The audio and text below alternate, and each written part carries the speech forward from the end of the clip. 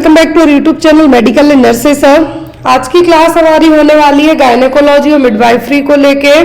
जिनका भी upcoming time में चाहे डीएसएसबी के लिए पेपर हो, एमपी के लिए पेपर हो, राजस्थान के लिए हो या ईएसआईसी के लिए जो अब आपके अपकमिंग टाइम में फॉर्म फिलअप होने नॉर्सेट के लिए हो, तो ये क्वेश्चन गायनिक के आपको सभी एग्जाम में हेल्पफुल रहेंगे। कुछ क्वेश्चन यहाँ पे आपको इमेज बेस्ड भी ऐड किए गए हैं, क्योंकि लास्ट टाइम जब एमपी में पेपर हुआ था तो इमेज बेस्ड क्वेश्चन 3 या 4 क्वेश्चन आई थिंक ऐड कर दिए थे, तो इस बार भी हो सकता है आपको आ जाए। राजस्थान में अभी तक इमेज बेस्ड क्वेश्चन नहीं पूछे गए, तो हो सकता है इस बार पूछ ले।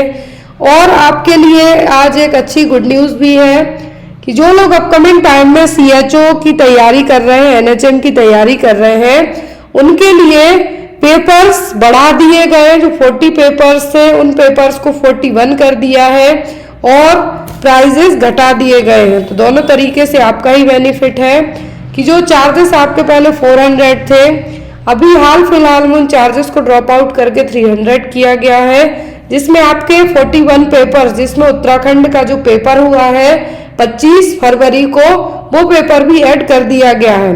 दूसरी चीज, इन 41 पेपर्स के साथ में आपको 13 सीरीज अवेलेबल है, जो आपकी gynaec community health fundamental based series है। पर सीरीज 50 क्वेश्चंस है और सबके लिए बम्पर ऑफर आज मेरी तरफ से है कि जो लोग डीएसएसबी एग्जाम की तैयारी कर रहे हैं, डीएसएसबी के अभी तक के जितने भी पेपर्स हुए हैं, क्योंकि लास्ट 2019 के बाद डीएसएसबी ने भी पेपर कंडक्ट नहीं कराया, 2015 में हुआ, 13 में हुआ, तो डीएसएसबी के आपको सभी पेपर ओनली 99 रुपीज में अवेलेबल है, जिसमें आपके 400 प्लस पेज की पीडीएफ रहेगी, सभी सॉल्व है, ऑफिशियल पेपर्स होंगे विथ आंसर कीज के। जो लोग एम्स के प्रीवियस पेपर्स लेना चाहते हैं तो उनको भी बम्पर ऑफर है 99 रुपीज में। पूरे एम्स के पेपर जो कि अभी तक हुए हैं वो आपको अवेलेबल हो जाएंगे। तो जो भी लोग इस मौके का फायदा उठाना चाहते हैं, और आपको ऑफर कब तक रहेगा, 7 मार्च तक। लास्ट टाइम जब राजस्थान का पेपर था तब भी आपको पेपर्स में बहुत ज़्यादा डिस्काउंट दिया गया था, इस बार भी। और जो लोग किसी भी रीजन से पेपर्स नहीं ले पाएंगे, उनको पेपर्स चैनल पे ऑलरेडी मैंने अपडेट कर रखे हैं, तो आप वहाँ जाके भी पढ़ सकते हैं। प्लेलिस्ट वाइज आप खोलेंगे तो यहाँ पे आपको अलग अलग स्टेट के पेपर्स अवेलेबल हो जाएंगे। तो जो भी लोग पेपर सीरीज लेना चाहते हैं, जो मेरा व्हाट्सएप नंबर है यहाँ पे शो हो रहा है, आपको इस पर कॉन्टैक्ट करके लेना होगा। सभी CHO NHM 41 papers plus 13 series, charges में 300, DSSB only 99 and नॉर्सेट plus AIIMS के जो पेपर्स हैं 99 रुपीज। जो भी लोग पेपर्स पीडीएफ लेना चाहते हैं, मुझे डायरेक्ट कांटेक्ट करके परचेस कर सकते हैं। कोई भी आपका डाउट रह जाता है तो आप बेझिझक होकर पूछ सकते हैं। चलिए आज की क्लास को स्टार्ट करते हैं। तो यहाँ पे जो फर्स्ट क्वेश्चन है हमारा, तो रेस्पिरेटरी सेंटर है कहाँ पर रहता है, सेरिब्रम में, पोन्स में, मेडुला ऑब्लोंगेटा या फिर स्पाइनल कॉर्ड। आपको या तो एग्जाम में रेस्पिरेटरी सेंटर पूछ सकते हैं, या फिर टेम्परेचर कौन सा पार्ट कंट्रोल करेगा, या फिर आपको बॉडी बैलेंस कौन कंट्रोल करेगा, ये क्वेश्चन आपको एग्जाम में आ सकते हैं। तो यहाँ पर रेस्पिरेटरी सेंटर, रेस्पिरेटरी सेंटर कौन सा है, सेरिब्रम में, पोन्स है, मेडुला ऑब्लोंगेटा है कि स्पाइनल कॉर्ड है। ह्यूमन बॉडी में जो रेस्पिरेटरी सेंटर है, रेस्पिरेटरी सेंटर है, इसको कौन कंट्रोल करता है, मेडुला ऑब्लोंगेटा। कौन कंट्रोल करेगा, मेडुला ऑब्लोंगेटा। तो यहाँ पर आपका आंसर क्या होगा, option number C, medulla oblongata क्या करेगा, जो रेस्पिरेटरी सेंटर है, आपका जो ब्रीदिंग पैटर्न है उसको कंट्रोल करने का काम कौन करेगा, मेडुला ऑब्लोंगेटा। अब यहाँ पर आपको इस इमेज से आप समझ सकते हैं कि ब्रेन के कौन से पार्ट हैं। एक तो आपको आता है कि बॉडी के कोऑर्डिनेशन को, मसल कोऑर्डिनेशन को मेंटेन कौन करेगा, तो वो होता है सेरिबेलम पार्ट। कौन सा, सेरिबेलम पार्ट, जो बॉडी बैलेंस में, लर्निंग में, इमोशंस को कंट्रोल करने का काम करेगा। फिर आपका हो गया हार्ट रेट, ब्रीदिंग, तो ये सभी कौन कंट्रोल करेगा आपका, ये करेगा आपका मेडुला ऑब्लोंगेटा। यदि बॉडी टेम्परेचर की बात करें तो कंट्रोल कौन करेगा, हाइपोथैलेमस। तो यहाँ पर यदि मसल मूवमेंट की बात करें या फिर बॉडी बैलेंस की, सीधा सा क्वेश्चन आता है कि बॉडी को बैलेंस करने का काम कौन करता है, सेरिबेलम पार्ट। तो यहाँ पर बेसिक क्वेश्चन है आपके 4-5 जो आपके एग्जाम में आते ही आपको एग्जाम में पूछे कि बॉडी का टेम्परेचर कौन रेगुलेट करता है, तो हाइपोथैलेमस। और यदि आपको पूछे कि बॉडी को बैलेंस करने में, कोऑर्डिनेट करने में कौन हेल्प करता है, तो वो है सेरिबैलम। और यदि आपका हार्ट रेट, ब्रीदिंग को पूछे तो वो क्या होगा आपका मेडुला ऑब्लोंगेटा। क्लियर है। थैलेमस से यदि पूछते हैं तो थैलेमस आपका कॉन्शियसनेस, स्लीपिंग पैटर्न, इन सभी को कंट्रोल करेगा। नेक्स्ट है यहाँ पर आपका question, most important question exam में आता ही आता है। आई थिंक अभी रिसेंट में जो SGPGI 18 फरवरी को एग्जाम हुआ है उसमें क्वेश्चन पूछा गया था, और ये अभी राजस्थान CHO में भी आया था। में भी हो सकता है कि राजस्थान CHO के पेपर को लेके बहुत सारे अलग अलग न्यूज़ चैनल पर अलग अलग जगह ये है कि पेपर लीक हुआ है, तो हो सकता है आपका पेपर यदि सही में लीक हुआ होगा तो आपका दोबारा से री एग्ज़ाम भी होने के चांसेस रहेंगे। सेकेंड क्वेश्चन है आपका, for the treatment of cases of class 3rd dog bite all of the following are correct except. तो यहाँ पर डॉग बाइट का क्या है, क्लास 3rd है, कैटेगरी 3rd है, सभी करना है आपको किसी एक को छोड़कर। ऑप्शन में है give immunoglobulin for passive immunity, give ARV anti rabies vaccine, immediately stitch wound under antibiotic coverage, immediately wash wound with soap and water. तो आपको क्लास 3rd डॉग बाइट में सब कुछ करना है किसी एक को छोड़कर। तो यहाँ पर आपको ARV देना है, एंटी रेबीज वैक्सीन देनी है आपको, यहाँ पर इम्यूनोग्लोबुलिन देना है पैसिव इम्यूनिटी के लिए, वॉश करना है वुंड को कंटिन्यूसली साबुन और पानी से, लेकिन तुरंत ही जो घाव है उसको स्टिच करने का काम आपको नहीं करना है। यहाँ पर ये देखिए 3 कैटेगरी होती है डॉग बाइट की। डॉग बाइट जब कुत्ता काटेगा तो 3 टाइप की कैटेगरी होती है ट्रीटमेंट की। और ये जो डॉग बाइट है कैसा ट्रीटमेंट है, यदि आपको पूछे कि कौन सी डिसीज़ में जो ट्रीटमेंट है आफ्टर एक्सपोजर या फिर पोस्ट एक्सपोजर दिया जाता है, तो वो होती है रेबीज। और किसके कारण होती है, इन्फेक्टेड एनिमल के बाइट करने के कारण। अब यहाँ पर यदि रेबीज किसी एनिमल को है, जानवर को है, कुत्ते को है, बिल्ली को है, तो उसके काटने से होगा। तो यहाँ पर कैटेगरी 1st होती है जब डॉग बाइट करेगा तो होती है टचिंग ऑफ फीडिंग एनिमल या फिर लिक्स ऑन इंटैक्ट स्किन। तो इसमें आपको कुछ भी नहीं करना है, ओनली जहाँ पर भी चाटा है या फिर लिक किया है तो वहाँ पर क्या करना है आपको, इंटैक्ट स्किन का मतलब है कि स्किन ब्रोकन नहीं हुई है। फिर आता है यहाँ पर, तो कैटेगरी 1st में आपको ओनली साबुन पानी से धुलना है। फिर आती है कैटेगरी 2nd जिसमें अनकवर्ड स्किन है, स्क्रैच है, एब्रेशन है, लेकिन ब्लीडिंग नहीं हो रही है। तो ऐसे केस में आपको वैक्सीनेशन देना है, रेबीज वैक्सीन है वो देना है, और जो वुंड है, घाव हुआ है, उसको लोकल ट्रीटमेंट देना है। 3rd में आता है आपका कि ब्रोकन स्किन है, यहाँ पर ब्लड भी है और यहाँ पर सलाइवा भी लगी हुई है, साथ ही में एनिमल ने बाइट किया है, तो ऐसे केस में आपको वैक्सीनेशन करना है, रेबीज इम्यूनोग्लोबुलिन एडमिनिस्टर करना है, लोकल ट्रीटमेंट देना है। आपको वुंड को स्टिच करने का काम नहीं करना है। तो यहाँ पर यही पूछा है कि क्लास 3rd डॉग बाइट में आप सब कुछ करेंगे किसी एक को छोड़कर, तो यहाँ पर आपको वुंड को स्टिच नहीं करना है। रेबीज़ के कारण एक प्रॉब्लम होती है, वो कहलाती है हाइड्रोफोबिया। यदि जिस मरीज़ को रेबीज़ हो जाता है तो उसको पानी से डर लगता है, और जब पानी से डर लगता है तो एक जो क्लासिकल साइन माना जाता है रेबीज़ का, क्या कहलाएगा, hydrophobia, that means fear of water. यहाँ पर आपको बहुत सारे क्वेश्चन एग्जाम में आते हैं डॉग बाइट को लेके कि डॉग बाइट से होगा क्या, तो रेबीज़ होगा। रेबीज़ तब होगा जब एनिमल इन्फेक्टेड है, और वो इन्फेक्टेड एनिमल यदि ह्यूमन को काटता है तब। नेक्स्ट है यहाँ पर क्वेश्चन आपको, mental changes are seen in a child with kwashiorkor include except. तो जिस बच्चे को क्वासियोरकर है उसमें सभी मेंटल चेंजेस देखने को मिलेंगे किसी एक को छोड़कर। बच्चा इरिटेबल होगा, हाइपर एक्टिव होगा, अपैथिक होगा कि लेथार्जिक होगा, सब कुछ होगा किसी एक को छोड़कर। तो क्वासियोरकर और मरासमस प्रोटीन एनर्जी माल न्यूट्रिशन के टाइप हैं, एग्जाम में आपको आता है। क्वासियोरकर में तो बच्चा क्या होगा, फैटी बॉडी का रहेगा। क्या होगा? फैटी बॉडी का रहेगा, जिसमें पर्सन को, जो बच्चा है उसको प्रोटीन की कमी होगी, उसके खाने पीने में क्या होगी? प्रोटीन की कमी होगी, जिसमें बड़ा सा पेट देखने को मिलेगा आपको बच्चे का। इसमें बच्चे में क्या होगा? इसमें प्रोटीन की कमी होगी, एडिमा देखने को मिलेगा, फैटी इन्फ्लेशन होगा। क्या है इसके क्लासिकल साइन है। अब यहाँ पर जब जो सीवियर एक्यूट माल न्यूट्रिशन का ही एक हम इसको टाइप कह सकते हैं, पीएम का एक टाइप इसको हम कह सकते हैं, तो यहाँ पर बच्चा इरिटेबल होगा, हाइपोएक्टिव होगा, मतलब एक्टिविटी उसकी बिल्कुल डल रहेगी, अपैथिक होगा, लेथार्जिक होगा, बच्चे में बहुत ही ज़्यादा हम ये कह सकते हैं कि बच्चे में पिटिंग एडिमा देखने को मिलेगा। एक क्लासिकल साइन होता है क्वासियोरकर का, होता है पिटिंग एडिमा, वो देखने को मिलेगा बच्चे में। लेकिन बच्चा हाइपर एक्टिव बिल्कुल भी नहीं होगा। बच्चा जिसमें या तो क्वासियोरकर है या फिर मरासमस है, इस कैटेगरी के बच्चे कभी भी हाइपर एक्टिविटी वाले नहीं होंगे। ये कैसे होंगे? हाइपो एक्टिविटी वाले।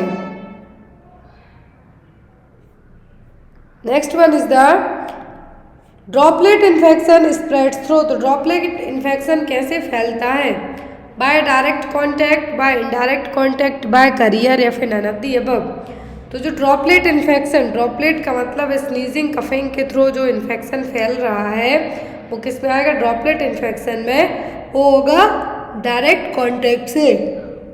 आपके सामने कोई पर्सन आके छींक जाए, खांस जाए, तो उसके ड्रॉपलेट न्यूक्लियाई हैं छोटे छोटे, वो उड़ेंगे, उसमें जो वायरस होगा वो आपको होगा। और जो ड्रॉपलेट इन्फेक्शन है ये कौन सा था अभी रिसेंट में? कोविड-19। कब फ्लू हो गया आपका, और आपको जो अपर रेस्पिरेटरी ट्रैक्ट इन्फेक्शन हो गया, सब किस में है? डायरेक्ट इन्फेक्शन में, जो कि ड्रॉपलेट इन्फेक्शन है, और ये डायरेक्ट कॉन्टैक्ट से होंगे। Next one is the in marasmus which is the principal lacking factor. तो यदि मरासमस की सिचुएशन है, कौन सा जो फैक्टर है जिसकी सबसे ज़्यादा कमी है? प्रोटीन की, एनर्जी की, विटामिन्स की, कि कैल्शियम की? तो मरासमस और क्वासियोरकर, क्वासियोरकर में तो बच्चे में क्या होगा? प्रोटीन की कमी होगी, प्रोटीन की डेफिशिएंसी होगी। मरासमस वाले बच्चे में एनर्जी की, कैलोरी की ही कमी होगी। बच्चे में क्या होगा? कैलोरी की कमी होगी। तो यहाँ पर वो कैलोरी क्या कहलाएगी? होगी एनर्जी। यदि यही चीज़ क्वासियोरकर में पूछते तो आप कहते प्रोटीन की कमी है, लैकिंग फैक्टर प्रोटीन है। लेकिन यहाँ मरासमस में पूछा है तो लैकिंग फैक्टर क्या हो जाएगा? एनर्जी और calorie. Next one is the increase in the size और mass of tissue is known as. ये क्वेश्चन एग्जाम में आता है कि यदि बॉडी के साइज बढ़ती है तो क्या कहलाएगा? ग्रोथ, डेवलपमेंट, प्रोग्रेस, या फिर maturation. Increase in the size और mass of the tissue. Size और मास ऑफ द टिश्यू का मतलब है यहाँ पर आपकी बॉडी का शेप बढ़ रहा है तो क्या होगा? ग्रोथ। लेकिन जब आपके सोचने समझने की क्षमता बढ़ रही हो तो क्या कहलाएगा? डेवलपमेंट। यदि मेंटल स्किल की बात करें वो डेवलप हो रहा हो तो कहलाएगा डेवलपमेंट। लेकिन यहाँ पर बॉडी की शेप साइज की बात हो रही है तो क्या कहलाएगी? ग्रोथ। क्लियर है? Next is maturation of function और skill in a child is. Maturation of functions, जिसमें बच्चे के स्किल को लेके बात हो रही है, तो ये क्या है? डेवलपमेंट है, इंक्रीमेंट है, ग्रोथ है, कि मैच्यूरेशन है? मैच्यूरेशन, जब स्किल डेवलपमेंट हो रहा है, स्किल फंक्शन जो आपके बच्चे के सोचने समझने की क्षमता है वो और अच्छी होती जा रही है तो वो कहलाता है मैच्यूरेशन।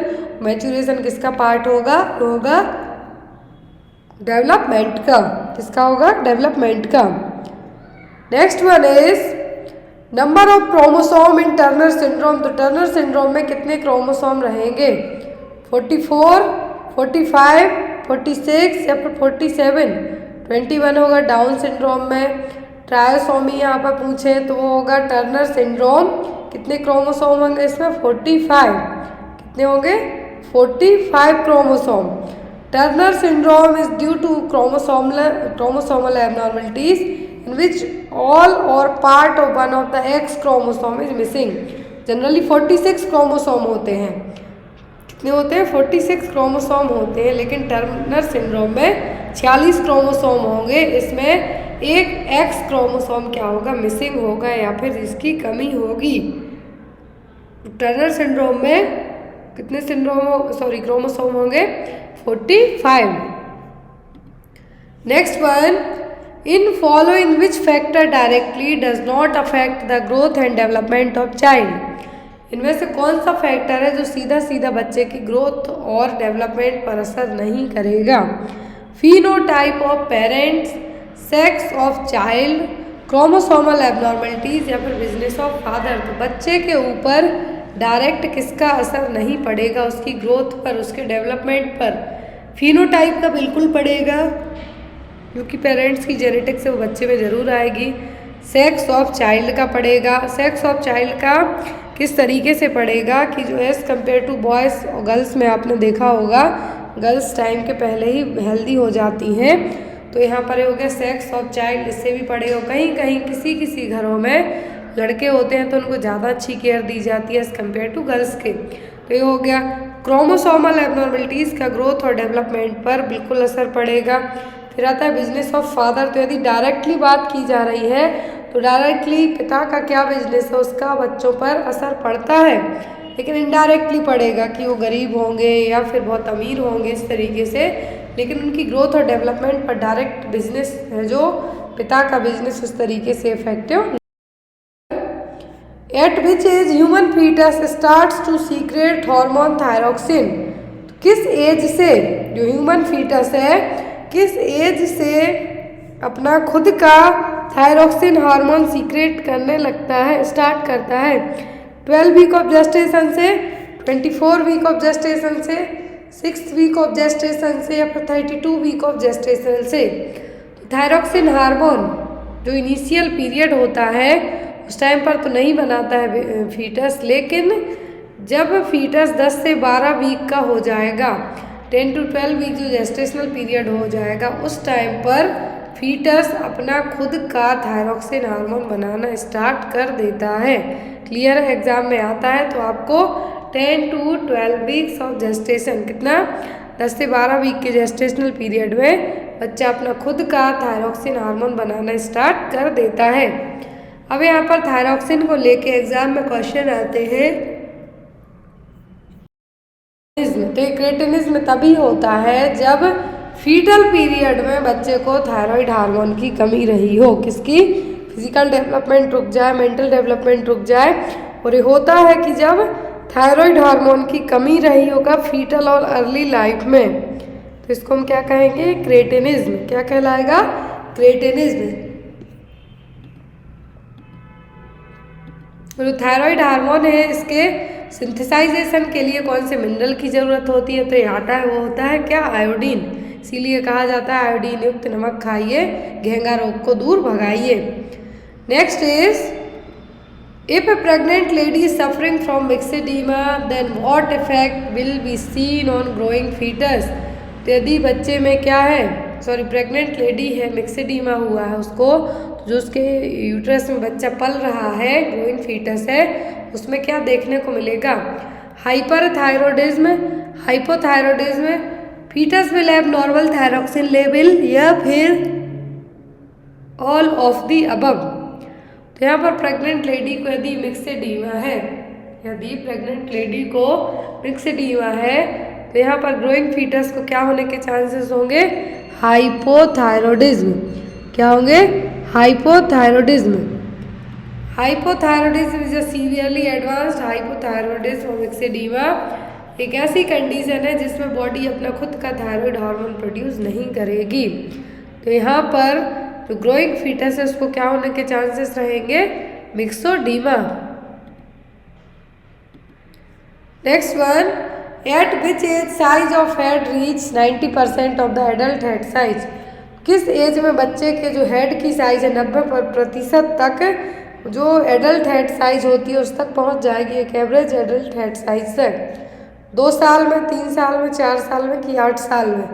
तो यदि जब बच्चे की एज 2 साल तक हो जाए तो एटलीस्ट 90% तक उसकी जो हेड की साइज है उसके पेरेंट्स के हेड की साइज के बराबर हो जाएगी। कब तक, 2 साल तक। तो यहाँ पर आपका आंसर होगा 2। If a baby birth weight is 3 kg then at the age of 5 months weight of the baby should be। तो यदि बच्चे का वजन eight the time of birth जन्म के समय 3 किलो था तो बच्चे का वजन 5 महीने में कितना हो जाएगा? 5 किलो, 6 किलो, 7.5 किलो या फिर 9 kg। कितना वेट होगा? यदि बच्चे का जन्म के समय 3 किलोग्राम वजन था तो बच्चे का 5 महीने में वजन कितना हो जाएगा? तो जनरली यहाँ पर बच्चे का बर्थ वेट से डबल वेट होता है जब बच्चे की एज कितनी हो? 6 महीने, 5 to 6 मंथ तक। तो यहाँ पर भी 3 kg है जन्म के समय और 5 to 5 मंथ में पूछा है तो कितना हो जाएगा? 6 kg। और यदि यही बात की जाती ट्रिपल की तो ट्रिपल होता कब? 1 ईयर में और क्वाड्रिपल होता 2 साल में। तो बच्चे का यदि डबल वजन पूछे तो 5 से 6 महीने में, ट्रिपल पूछें तो 1 साल में और क्वाड्रिपल पूछें तो 2 साल में बच्चे का वजन 4 गुना हो जाएगा eight the time of birth weight के। क्लियर है? तो यहाँ पर आपका आंसर क्या होगा? 6 kg। Next is eight the time of birth length of a baby is about. जन्म के समय बच्चे की लंबाई कितनी होती है? 30 से 35 सेंटीमीटर, 35 से 40 सेंटीमीटर, 45 से 51 सेंटीमीटर या फिर 50 से 60 सेंटीमीटर। तो एक एवरेज इंडियन बेबी की हम बात करें तो 50 से 55 सेंटीमीटर तक जो लेंथ होती है। लेकिन एज ऑन हम ऑप्शन के जाते हैं, एज ऑन ऑप्शन के जाते हैं तो आपका आंसर होगा 45 से 51 तक। कितना? 45 to 51, क्योंकि 55 क्या है यहाँ पर हाईएस्ट रहती है। लेकिन यहाँ पर एक एवरेज की हम बात करें कितना होगा? 45 से 51 सेंटीमीटर। एक जो बच्चा है उसकी at the time of birth कितनी होगी? लंबाई कहलाएगी कितनी? 45 से 51 centimetre. Next one is at which age length of baby double of at the time of birth. तो ये हमने कई बार पढ़ा है क्वेश्चन कि किस एज में बच्चे की जो लंबाई है वो डबल हो जाएगी जो उसके वजन के टाइम पे थी। 2 साल, 3 साल, 4 साल की, 5 साल। बच्चे की लेंथ की बात हो रही, वजन तो आपको पता है कि डबल 5 से 6 महीने में होगा और ट्रिपल 1 साल में होगा। अब बच्चे की लेंथ की हम बात करते हैं तो डबल कब हो जाएगी? 4 साल में। कब होगी? 4 ईयर। कब होती है डबल? 4 साल में। Next one, the birth weight of a baby triple set. तो जो बर्थ वेट है बेबी का ट्रिपलेट्स का वो कितना होगा? सॉरी, बच्चे का जो वजन है वो 3 गुना कब होगा? 9 मंथ में, 12 मंथ में, 18 मंथ में कि 15 मंथ में? जैसा हमने पहले पढ़ा कि डबल तो हो जाता है 5 से 6 महीने में, वो ट्रिपल हो जाता है कब? 1 साल में। That means 12 month of age में। The nurse instruct the client to monitor urine output while taking furosemide at home because use of the medication may lead to which of the following condition। तो यहाँ पर एक nurse है किसी patient को instruct करती है कि आपने क्या किया है? फ्रूसेमाइड लिया है।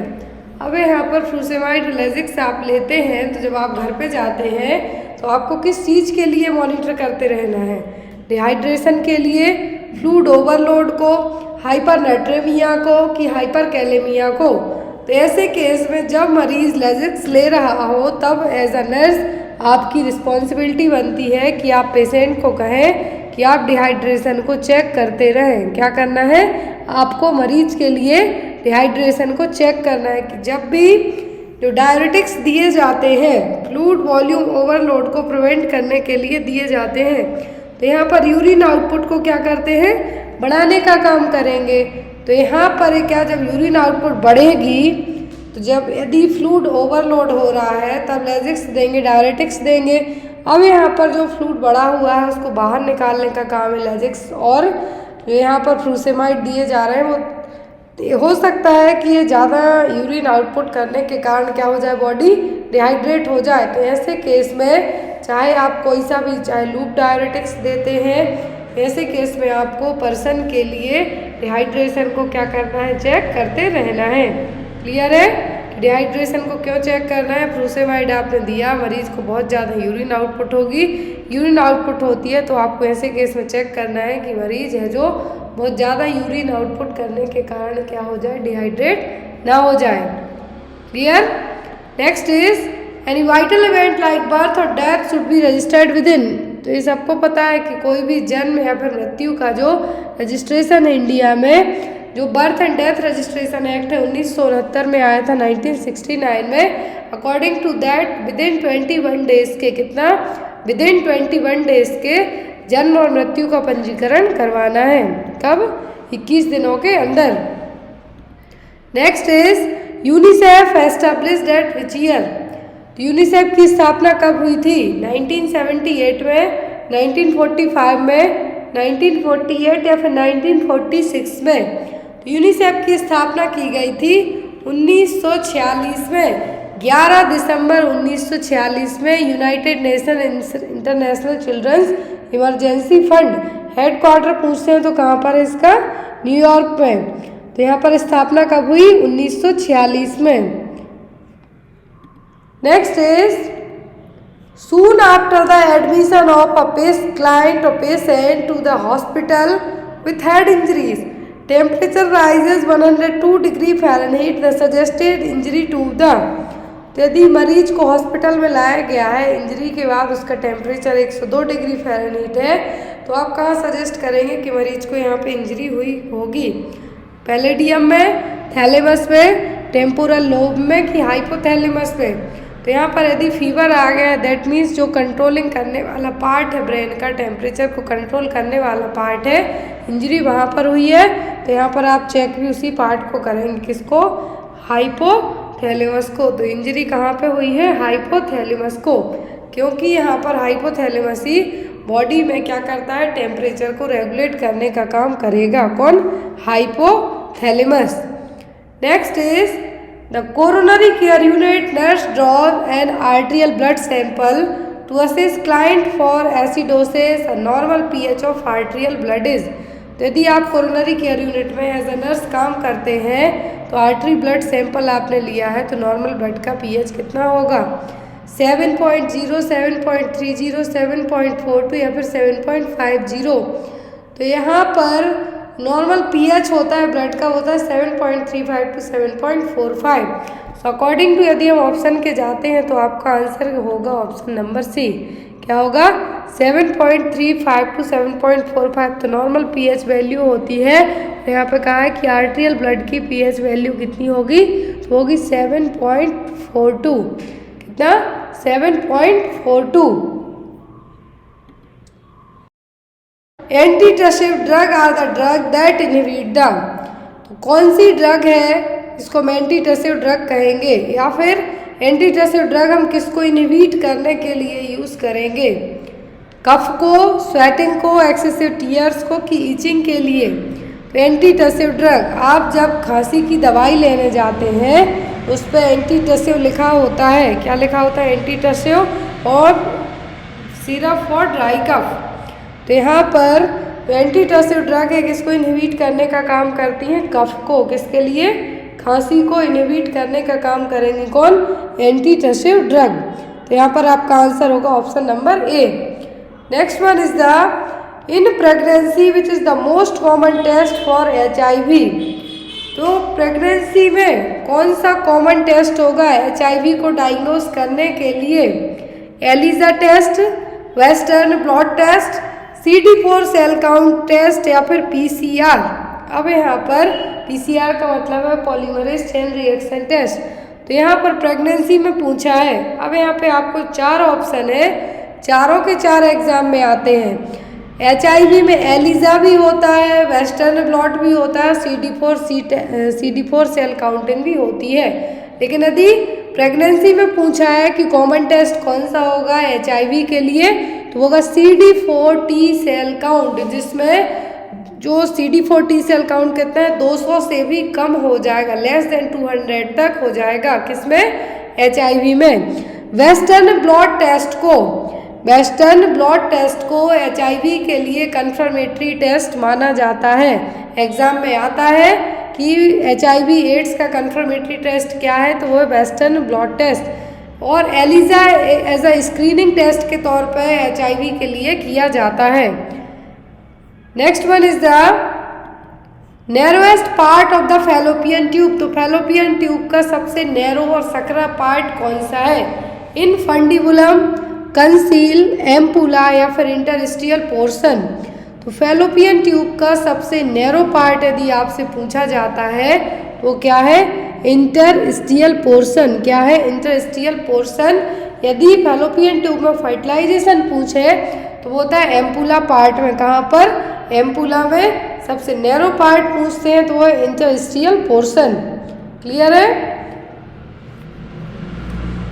और फैलोपियन ट्यूब में यदि इन्फेक्शन इन्फ्लामेशन होता है तो हम उसको कहते हैं साल्पिंजाइटिस। क्या कहेंगे? Salpingitis. Next one is the Bartholin cyst is treated by. आपने बर्थोलिन ग्लैंड कई बार पढ़ा है कि वो वेजाइना के ऊपर दोनों साइड रहेंगी, मॉइस्चराइज से बनाने का काम करेंगी ये। तो यहाँ पर बर्थोलिन सिस्ट को आप कैसे ट्रीट करेंगे?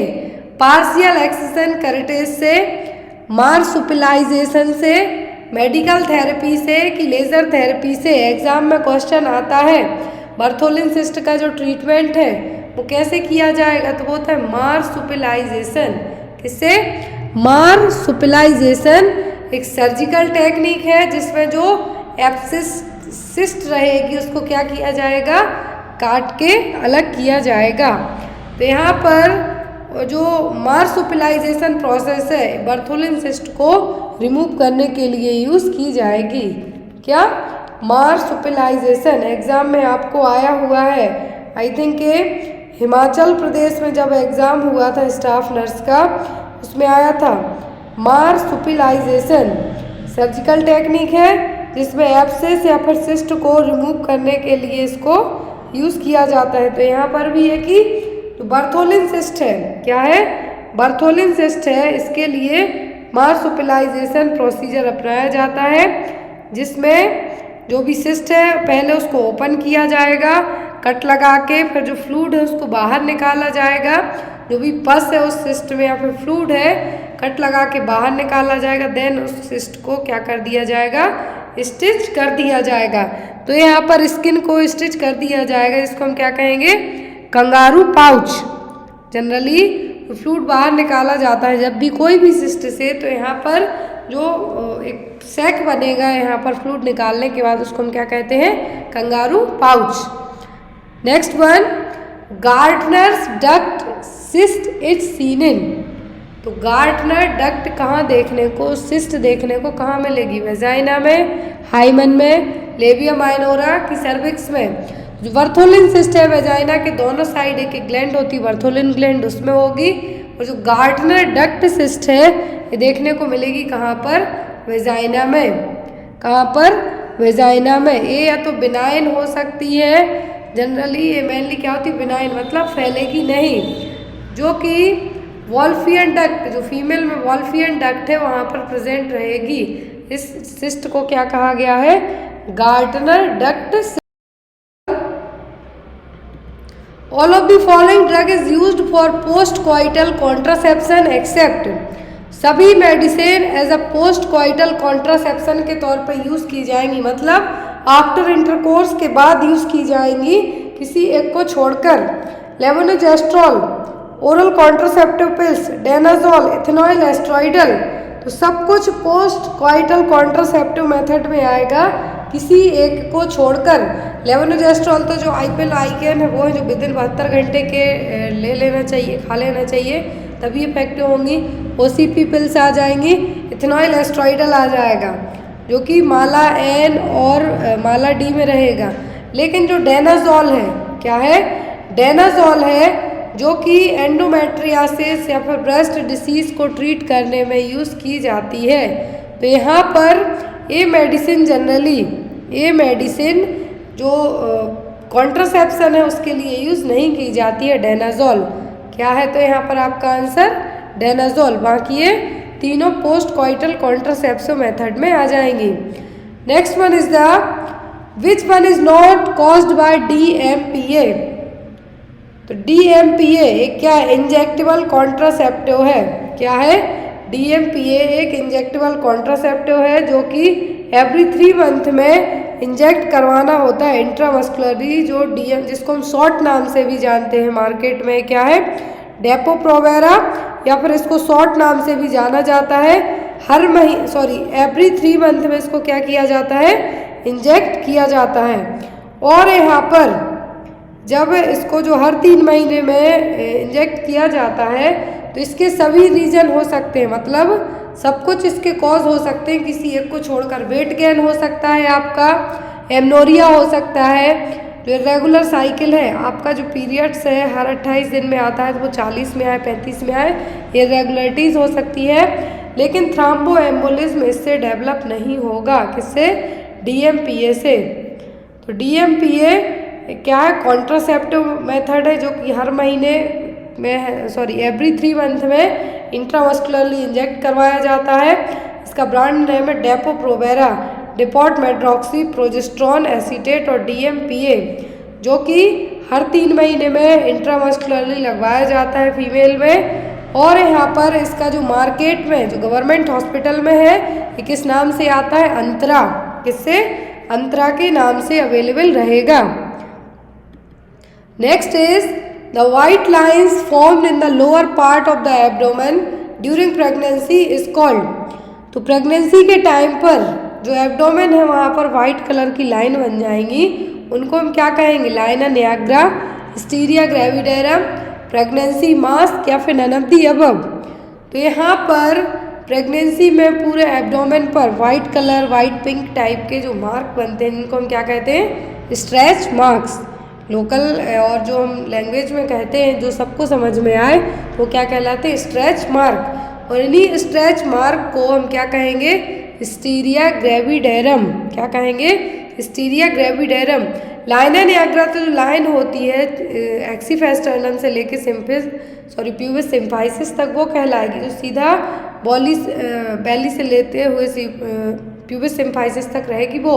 लेकिन हिस्टीरिया ग्रेविडेरम में क्या होगा, एब्डोमेन के अलावा ये जो स्ट्रेच मार्क है हिस्टीरिया ग्रेविडेरम है, थाई में, बटक में भी देखने को मिलेंगे। तो यहाँ पर आपका आंसर क्या होगा, hysteria gravidarum. Next one, a nursing mother has cracked nipples which is appropriate nursing intervention is care of a client. तो यदि माँ को, नर्सिंग मदर का मतलब है लैक्टेटिंग मदर, जो माँ अपने बच्चे को फीड कराती हो, क्या हो, क्रैक्ड निपल हो, तो यहाँ पर एक नर्सिंग इंटरवेंशन क्या होगा, उस मरीज की केयर करने के लिए, applying the benzoin to tougher the nipples, keeping the nipples covered with warm moist pack, offering to give baby a bottle, exposing the nipple to air as much as possible. तो यहाँ पर cracked nipple है, तो ऐसे case में ना तो आपको बच्चे का दूध पिलाना बंद करवाना है, हाँ यदि माँ को कोई डिसीज़ है तब करवा सकते हैं, लेकिन नॉर्मल केस में नहीं करवाना है। ऐसे केस में आपको निपल्स को एक्सपोज करने के लिए कहना है कि आप एयर में एक्सपोज कीजिए, ताकि जो एयर जाएगी जिसके कारण जो क्रैक्ड निपल है वो क्या होंगे, हील होंगे, और ठीक होने की पॉसिबिलिटी ज़्यादा होगी। Next one, which one of the following is not a described type of female bony pelvis. तो यहाँ पर हमने 4 टाइप पढ़े हैं पेल्विस के, तो यहाँ पर वही है कि कौन सा टाइप यहाँ पे नहीं है, एंड्रॉइड, ऑब्स्टेटॉइड, गायनेकॉइड, एंथ्रोपॉइड। तो हमने पढ़ा है एंड्रॉइड, प्लेटिप्लॉइड, गायनेकॉइड, एंथ्रोपॉइड, लेकिन यहाँ पर ऑब्स्टेटॉइड हमने नहीं पढ़ा है। क्या है, ऑब्स्टेटॉइड टाइप हमने नहीं पढ़ा है। अब एक क्वेश्चन आपको दिया जाता है जिसका आंसर आप लोग कमेंट बॉक्स में देना, जो क्वेश्चन नंबर 51 से होगा 100 तक, वो हम नेक्स्ट क्लास में देखने को मिलते हैं मीजल्स में। किसमें, मीजल्स और रूबियोला में। बॉडी पर रोज कलर के, मतलब कि रेड स्पॉट्स, जो कि हम रोज कलर भी कह सकते हैं, मेनली ये आपको कहाँ पे देखने को मिलेंगे, चेस्ट के यहाँ पे, एब्डोमिनल एरिया में, पूरी बॉडी पे भी रहेंगे, जिनको हम क्या कहते हैं, कॉप्लेक स्पॉट्स। क्या कहलाएंगे, कॉप्लेक स्पॉट्स। रोज कलर के रैसेस हैं यहाँ पे, ये क्या है, रोज रेड स्पॉट्स हैं, फीवर रहेगा। साथ ही साथ यदि आपको पूछा जाता है कि कॉप्लेक स्पॉट्स और रोज कलर के स्पॉट्स, तो वो देखने को मिलेंगे मीजल्स में। लेकिन एक छोटा सा डिफरेंस है जो मीजल्स और चिकन पॉक्स के बीच में आपको देखने को मिलेगा, वो होगा कि जब चिकन पॉक्स होता है तो फीवर होगा, हेडेक होगा, फटीग होगी, ये सब में होगी। लेकिन साथ ही साथ यहाँ पर जो ब्लिस्टर फॉर्मेशन वाले क्या होंगे, ईची स्पॉट्स देखने को मिलेंगे। जो ब्लिस्टर हैं बाद में क्या होगी, इनमें ईचिंग होगी। रेड स्पॉट्स देखने को मिलेंगे किसमें, चिकन पॉक्स में। लेकिन मीजल्स के जो स्पॉट्स होते हैं वो कॉप्लिक स्पॉट्स जैसे कि इनसाइड द इवन माउथ के अंदर भी होंगे, लेकिन चिकन पॉक्स में ऐसा नहीं होता है। तो यहाँ पर आपको याद रखना है कि सबसे पहले एक और जो डिफरेंस है दोनों में से आप देख सकते हैं कि सबसे पहले हैं जो रेड स्पॉट्स होते हैं चिकन पॉक्स में, वो आपके चेस्ट, फेस और बैक पे होंगे। लेकिन जब भी मीजल्स होता है तो रेड ब्लॉटी रैसेस रहेंगे, ये सबसे पहले आपको फोरहेड पे मतलब कि माथे पे होंगे। कॉप्लिक स्पॉट्स एक क्लासिकल साइन होता है किसका, मीजल्स का। क्लियर। और जो यहाँ पे ऑप्शन में टिटनस, टिटनस का पॉजिटिव एजेंट होता है क्लोस्ट्रीडियम टिटेनी, जो कि एक बैक्टीरिया है। इंक्यूबेशन पीरियड होता है 10 दिन का, एटलीस्ट 10 दिन का, जो कि 3 से 21 दिन तक माना जाता है। बट बेस्ड ऑन यदि एवरेज ड्यूरेशन हम बात करें तो 10 दिन का। इंक्यूबेटरी पीरियड का मतलब होगा कि जो क्लोस्ट्रीडियम टिटेनी आपकी बॉडी में इस सॉइल मिट्टी के थ्रू जाएगा, मिट्टी के थ्रू आपकी बॉडी में डायरेक्ट ट्रांसफर होगा क्लोस्ट्रीडियम टिटेनी, जो कि एक बैक्टीरिया है। और ये आपको जहाँ पर कहीं कट है या फिर कुछ वुंड है वहाँ उस एरिया के थ्रू आपकी बॉडी में एंटर करेगा, लेकिन ये पर्सन टू पर्सन ट्रांसमिट नहीं होता है। याद रखें, टिटनस है जो एक कम्युनिकेबल डिसीज में आएगा, बट ये डायरेक्ट पर्सन टू पर्सन या फिर ड्रॉपलेट इस तरीके से ट्रांसमिट नहीं हो गए। यदि मिट्टी में क्लोस्ट्रीडियम टिटेनी जो बैक्टीरिया आपको कहीं पे भी कटवट लगा हुआ है तो उसके थ्रू आपकी बॉडी में एंटर करेंगे। Next one is asthma can be prevented by. तो अस्थमा कैसे प्रिवेंट होगा, preventing exposure to allergen, take vaccine against asthma, taking medicine regularly या फिर none of the above. Asthma एक तो होता है जेनेटिकली कि मतलब फैमिली के मेंबर के कोई दूसरे को हो सकता है, दूसरा होता है कि एलर्जिक, मेनली एलर्जी के कारण। एलर्जिक अस्थमा में हम क्या करेंगे, सबसे पहले जो आपका अस्थमा में होगा क्या कि आपको ब्रोंकोस्पाज्म होगा, जो आपके पूरा ब्रोंकियल एयरवे क्या होंगे, नैरो होंगे, यहाँ पे स्पाज्म देखने को मिलेगा। फिर इसको डायलेट करने के लिए आप इनहेलर यूज़ करेंगे।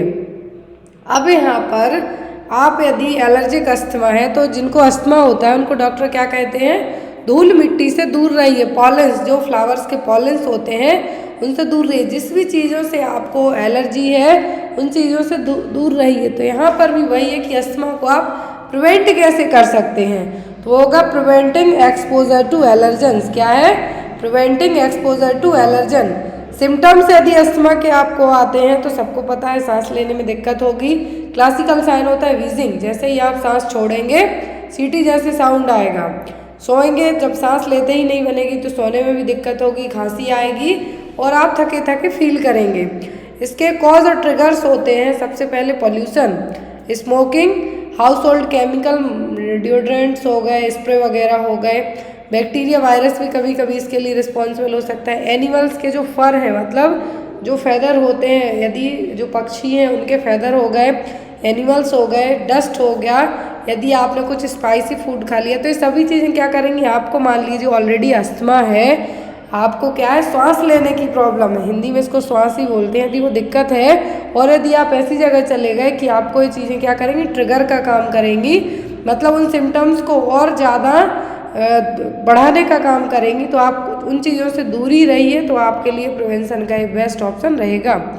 Next one is ophthalmic neonatorum is caused by. तो ऑप्थेल्मिक न्यूनेट्रम किसके द्वारा होगा, Neisseria gonorrhoea, cytomegalo virus, herpes virus या फिर human papilloma virus. Ophthalmic neonatorum, तो ऑप्थेल्मिक न्यूनेट्रम न्यूबॉर्न कंजक्टिवाइटिस के नाम से भी जाना जाता है। जब बेबी डिलीवर होते हैं उस टाइम पर ऑप्थेल्मिक न्यूनेट्रम होने के चांसेस रहते हैं। तो यहाँ पर जो इसका कॉज रहेगा ऑप्थेल्मिक न्यूनेट्रम का वो होगा निसीरिया गोनोरिया, क्या रहेगा, निसीरिया गोनोरिया। ऑप्थेल्मिक न्यूनेट्रम को हम क्या कहते हैं, न्यूबॉर्न कंजक्टिवाइटिस, मतलब जो न्यूबॉर्न बेबी है लेबर रूम में डिलीवर होते हैं जब, उनको जो ऑप्थेल्मिक न्यूनेट्रम होने के चांस रहेंगे, इसी के लिए 5 क्लीन प्रैक्टिस भी अपनाई जाती है। क्वेश्चन ध्यान से सुनिए, 5 क्लीन प्रैक्टिस ऑप्थेल्मिक न्यूनेट्रम को प्रिवेंट करने के लिए ही अपनाई जाती हैं।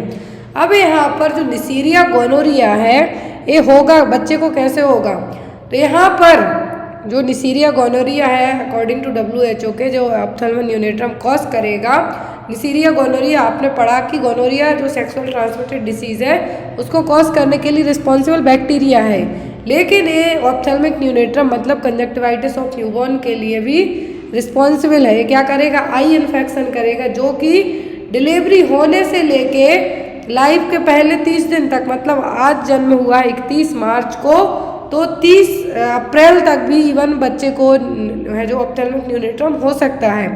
और ये जनरली बर्थ कैनाल के थ्रू होगा।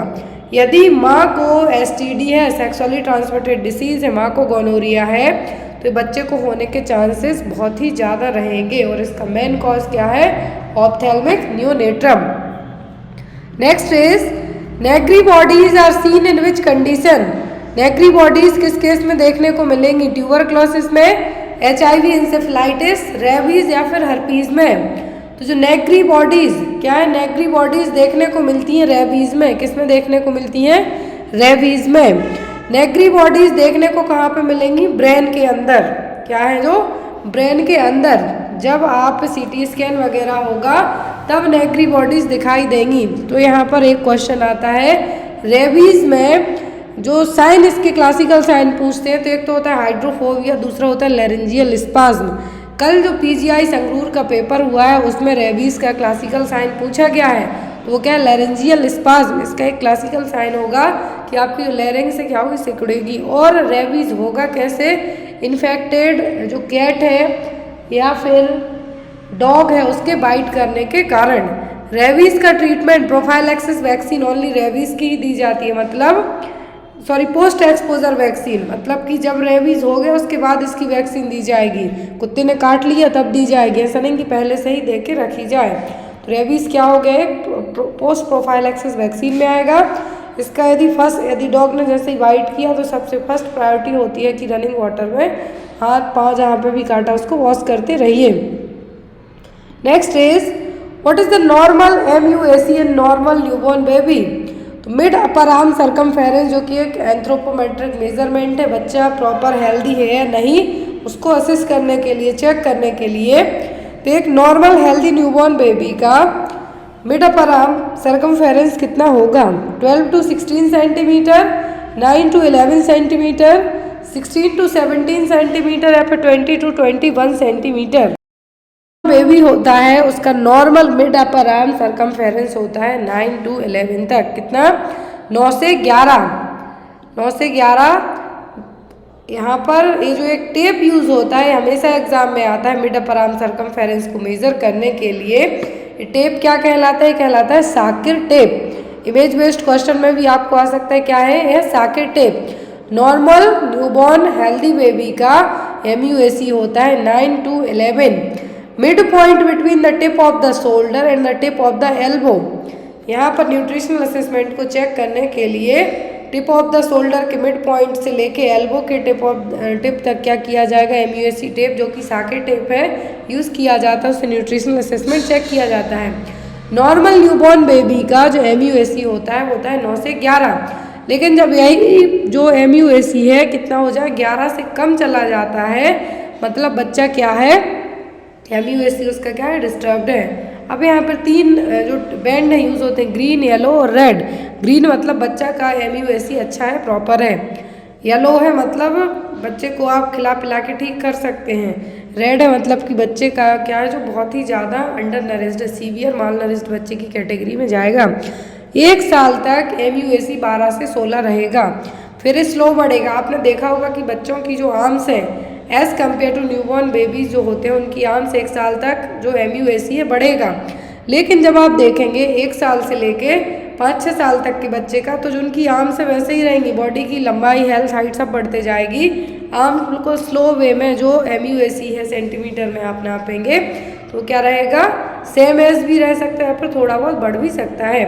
तो यहाँ पर एक रेंज दी हुई है कि 12 साल में 17 से 18 रहेगा MUAC, 15 साल है तो 20 से 21। अब यहाँ पर ये जो टेप दिया हुआ है 3 बैंड होते हैं इसमें, कितने? 3। ग्रीन है मतलब बच्चा क्या है, न्यूट्रिशनल लेवल बच्चे का प्रॉपर है, ओके है। कितने, कैसा है? प्रॉपर है, ओके है। येलो है यदि बच्चे का, येलो बैंड में आता है मतलब बच्चा क्या है, बच्चे को न्यूट्रिशन की ज़रूरत है, आप खिला पिला के ठीक कर सकते हैं। यदि रेड है मतलब बच्चा बहुत ही ज़्यादा अंडर नरिश्ड है और माल नरिश्ड है, ऐसे बच्चे को प्रॉपर केयर और प्रॉपर ट्रीटमेंट की ज़रूरत पड़ेगी। Next one is in stage of growth and development which stage is considered toddler group. तो stage of growth and development में कौन सी स्टेज को टोडलर ग्रुप में कंसीडर किया जाता है? 0 to 28 days, 28 days to 1 year, या फिर 1 ईयर टू 3 ईयर, या फिर 3 to 6 year.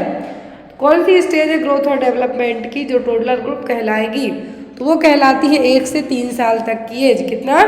1 to 3 year. 0 to 28 days तो न्यूनेट में आएंगे, 0 to 28 days neonate, 28 days to 1 year it's infant, 1 year to 3 year it's called the toddler, and 3 to 6 year is the preschooler। Clear? अब यहाँ पर आप ये देखिए 2 तरीके के पीरियड होते हैं। एक तो होता है प्रीनेटल पीरियड, मतलब जब जो ड्यूरेशन बच्चे का जो फीटल टाइम पीरियड है, फीटस या फिर यूट्रस में रहेगा बच्चा, तो वो क्या कहलाएगा यहाँ पर? Prenatal period. फिर होता है दूसरा पोस्टनेटल पीरियड, मतलब आफ्टर द डिलीवरी वाला पीरियड। क्या होता है? Ovum, 0 to 14 days after the conception. क्या होगा? 0 to 14 days after the conception. फिर आता है एम्ब्रियोटिक पीरियड। एम्ब्रियोटिक पीरियड का मतलब है 14 डेज टू 8 वीक। कितना? 14 डेज टू 8 वीक्स तक का। फिर आता है फीटल पीरियड। फीटस पीरियड का मतलब होगा 8 वीक से लेके बर्थ तक। यदि जो बेबी है यूट्रस में ही रहता है तो वो फीटस कहलाएगा। जब बाहर आएगा तब हम उसको बेबी में या फिर बच्चे में कंसीडर करते हैं। तो जो यूट्रस में है, मतलब जन्म के पहले यूट्रस में है, गर्भाशय में है, तो वो कहलाएगा फीटस। आफ्टर दैट बाहर आएगा तब वो बेबी की कैटेगरी में कंसीडर किया जाएगा। फिर होता है दूसरा होता है पोस्ट नेटल पीरियड। तो प्रीनेटल पीरियड का मतलब बिफोर डिलीवरी, प्री मतलब पहले और नेटल मतलब जो यूट्रस में है बेबी तब। दूसरा पीरियड होता है post natal period. Post natal period का मतलब होगा बेबी डिलीवर हो गया, फीटल डिलीवर हो गया तो बेबी की कंडीशन कैटेगरी में आ गया। न्यूबॉर्न और न्यूनेट कहलाएंगे 0 to 28 डेज तक के। कितना? 0 to 28 डेज तक के कहलाएंगे न्यूबॉर्न, बेबी और न्यूनेट। इन्फेंसी पीरियड कहलाता है 28 दिन से लेके 1 साल तक का period. Toddler 1 year to 3 year, 1 साल से 3 साल तक के बच्चे किस में आएंगे? टोडलर में। जो आपने आंगनवाड़ी सेंटर्स वगैरह देखे हैं वहाँ पे आपको बच्चों को जब आप रजिस्टर कराते हैं तो 1 से 3 साल तक के। फिर जो ड्यूरेशन होता है वो होता है प्री स्कूलर, मतलब जो LKG UKG वाले बच्चे होते हैं वो क्या कहलाते हैं? प्री स्कूलर वाले बच्चे। तो इनकी जो एज है वो होती है 3 से 6 साल तक। फिर आते हैं स्कूल गोइंग चिल्ड्रन और स्कूलर 6 year to 10 year तक। फिर आता है एडोलसेंट एज ग्रुप, तो ये होता है प्यूबर्टी से लेके एडल्टहुड तक। तो एज ऑन WHO के यदि आप मानते हैं तो जो WHO ने कहा है तो इसके अकॉर्डिंग तो 10 से 19 साल तक। कितना? 10 से 19 साल तक के बच्चे किस में कंसीडर किए जाएंगे? एडोलसेंट एज ग्रुप में। तो यहाँ पे आपको याद रखना है। तो नेक्स्ट आता है अर्ली, फिर आता है इसमें अर्ली, मिडिल और लेट। तो अर्ली का मतलब है 12 से 14 साल, मिडिल 14 से 16 और लेट 16 से 20। 21 साल के बाद आप जो किस कैटेगरी में जाएंगे? 21 ईयर के बाद आप जाएंगे किस में? एडल्ट की कैटेगरी में। तो 10 से 19 साल तक का जो ड्यूरेशन है अकॉर्डिंग टू WHO के क्या कहलाता है? Adolescent period. What is the normal pulse rate of a child 1 to 2 year? तो एक नॉर्मल जो बच्चा है 1 साल से लेके 2 साल तक का, उसकी पल्स रेट कितनी होगी? 80 to 130 पर मिनट, 120 to 160 पर मिनट, 78 to 120 पर मिनट, या फिर 60 to 100 पर मिनट। यदि यही आपको न्यूबॉर्न बेबी में पूछे तो ये होती है 140 तक। कितना? 140 तक। लेकिन यहाँ पर आपको पूछा है कि जो बच्चा है 1 साल से 2 साल तक की एज ग्रुप का, तो यहाँ पर इसकी पल्स रेट होगी 80 से 130 पर मिनट तक। कितना? 80 से 130 पर मिनट तक। अब जो पल्स रेट है क्या है? पल्स रेट है पर मिनट के अकॉर्डिंग, जो जितना बच्चा छोटा रहेगा, मैं आपको बता दूं कि जो जब बेबी फीटस है जो यूट्रस में ही रहेगा तब होती है यहाँ पे 120 से लेके 160 तक की रेंज कंसीडर की जाती है। 140 को बेस्ट माना जाता है। तो यहाँ पर जैसे ही बच्चा डिलीवर होगा तो उसकी तुरंत तो पल्स रेट नहीं घट जाएगी, तो उसका धीरे धीरे जैसे जैसे बच्चे की एज बढ़ेगी वैसे वैसे पल्स रेट क्या होगी, घटती जाएगी। एक एडल्ट पीरियड तक पहुँचते पहुँचते eight the time of birth से लेके एडल्ट पीरियड तक पहुँचते पहुँचते वो हाफ हो जाती है, मतलब कि 70-72 की कैटेगरी में चली जाएगी। लेकिन यहाँ पर यदि न्यूबॉर्न बेबी में पूछे तो वो होगा कितना, 160 तक की रेंज में। लेकिन 1 से 2 साल के बच्चे में पूछते हैं तो वो होगी 80 से 130 पर मिनट। नेक्स्ट है यहाँ पर temperature. The normal axillary temperature of a newborn is between which of the following range. तो नॉर्मल एक्सिलरी टेम्परेचर कितना होगा एक न्यूबॉर्न बेबी का, 40 to 42 degree Celsius, 30 to 32 degree Celsius, 33.5 to 34.5 degree Celsius, या फिर 36.5 to 37.4 डिग्री सेल्सियस। तो axillary temperature की बात की जा रही है न्यूबॉर्न बेबी में। न्यूबॉर्न बेबी में जो एक्सिलरी टेम्परेचर होगा वो होगा 36.5 से लेकर 37.4 डिग्री सेल्सियस तक। यहाँ पर एक चार्ट दिया हुआ है, आप चाहे तो इसका स्क्रीनशॉट ले सकते हैं या फिर इसको नोट डाउन कर सकते हैं। टेम्परेचर की बात करें तो एक एक्यूरेट टेम्परेचर, सबसे सही टेम्परेचर बताता है रेक्टल एरिया। कौन सा एरिया, रेक्टल एरिया। तो यहाँ पर एक जो बच्चा है न्यूबॉर्न बेबी है जिसका रेंज होगा बॉडी टेम्परेचर का होगा 36.5 to 37.4 डिग्री सेल्सियस तक। एक्सिलरी टेम्परेचर की यहाँ पे बात हो रही, रेक्टल का पूछते तो 0.5 है जो डिग्री ज़्यादा ही आपको देखने को मिलेगा। Next is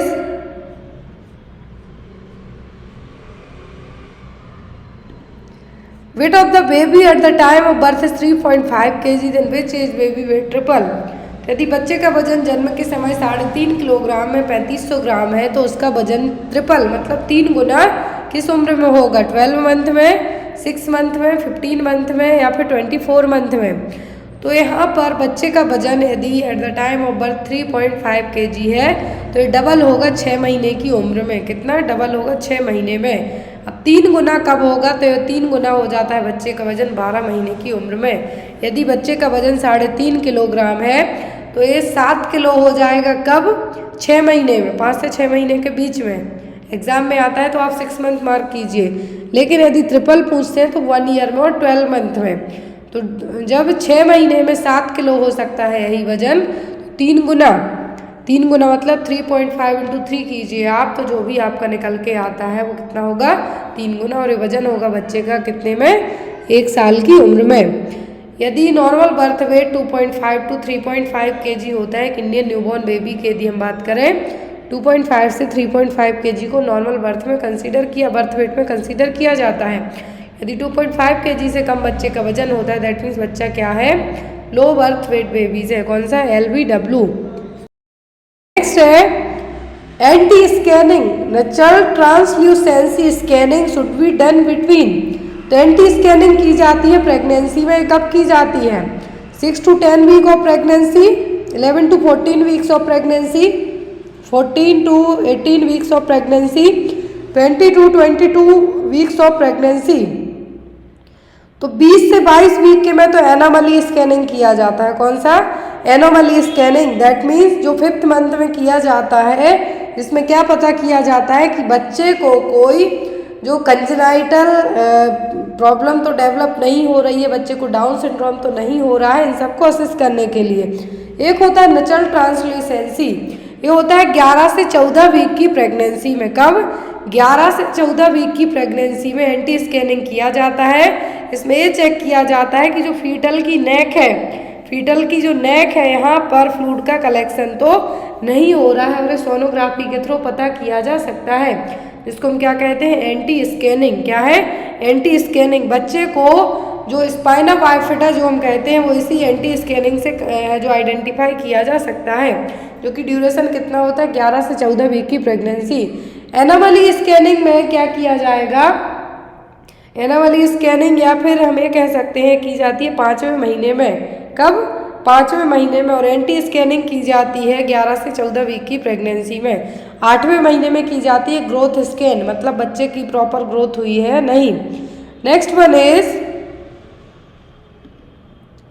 insertion of PPIUCD is done after delivery postpartum intrauterine contraceptive device, मतलब डिलीवरी होने के बाद पीपीआईयूसीडी मतलब पोस्टपार्टम इंट्रायूटेराइन कॉन्ट्रासेप्टिव डिवाइस है कितने टाइम के बाद इंसर्ट की जाएंगी? Within 72 hour, within 48 hour, within 7 hour, within 14 hour. कितने टाइम के अंदर इसको क्या किया जाएगा? इंसर्ट किया जाएगा। तो ये इंसर्ट की जाती है विद इन 48 आवर के कितना? 48 घंटों के अंदर। Next is the 3-tier system of local self government at block level. तो ब्लॉक लेवल पर जो 3 टायर्स गवर्नमेंट का हेल्थ केयर डिलीवरी सिस्टम है, ब्लॉक लेवल पर कौन सा होगा? पंचायत समिति होगी, न्याय पंचायत होगी, जिला परिषद होगी कि ग्राम सभा होगी? कौन होगा? 3 टायर सेल्फ जो लोकल सेल्फ गवर्नमेंट है उस लेवल पे। तो यहाँ पर होगा, यदि ब्लॉक लेवल पे पूछते हैं तो पंचायत समिति। क्या होगी? पंचायत समिति। ये रहा 3 tier system rural local self government का, जो कि पंचायत होती है विलेज लेवल पर, गांव के लेवल पर सरपंच होता है, मुखिया होता है गांव का। पंचायत समिति होती है ब्लॉक लेवल पे। जिला परिषद होगा डिस्ट्रिक्ट लेवल पे। कहाँ पर? डिस्ट्रिक्ट लेवल पे। Next is IMNCI target group is. Exam में IMNCI से खूब क्वेश्चन आते हैं, भर भर के क्वेश्चन आते हैं। या तो यहाँ पे कलर कोड पूछा जाएगा कि येलो क्यों यूज़ होगा, पिंक क्यों यूज़ होगा, ग्रीन क्यों यूज़ होगा। तो यहाँ पर IMNCI में टारगेट ग्रुप क्या है? Up to 5 year, up to 10 year, up to 12 year, या फिर ऑल ऑफ दी अबव। तो जो IMNCI में टारगेट ग्रुप है वो होता है 5 साल तक का, जन्म से लेके 5 साल तक का है जो क्या होगा? ग्रुप कंसिडर किया जाता है। 3 तरीके का इसमें ट्रीटमेंट किया जाता है बेस्ड ऑन सिम्टम्स के। एक होता है पिंक कलर, मतलब जिसमें बच्चे को अर्जेंट रेफरल की ज़रूरत होगी, स्पेसिफिक ट्रीटमेंट की ज़रूरत होगी। येलो में घर पे ही बच्चे को ठीक कर सकते हैं, तो वो होगा ग्रीन कलर कोड। कौन सा? Green colour code. Pink, yellow and green, ये 3 कलर कोड इसमें मेनली यूज़ किए जाते हैं। यहाँ पर बच्चे को एज एन सिम्टम के तौर पर फिर असेस किया जाता है और ट्रीटमेंट प्रोवाइड करवाया जाता है। नेक्स्ट है यहाँ पर आपका question,